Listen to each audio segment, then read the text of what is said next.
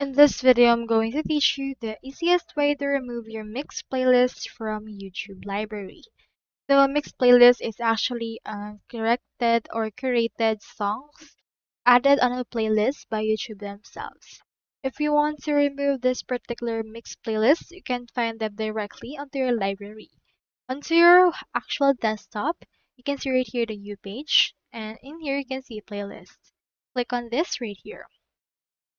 Once you have done that, you can see right here the mixed playlist that you have. So for this case, just remove right here the actual playlist. I have right here this mixed playlist for today's hits. So for this case, click onto these three dots, and in here you can see the delete option. Proceed to click onto this right here. Once you have done that, playlist will be deleted, and as you can see, we cannot see them in here anymore. So that's all there is today, and I hope this video successfully helped you out.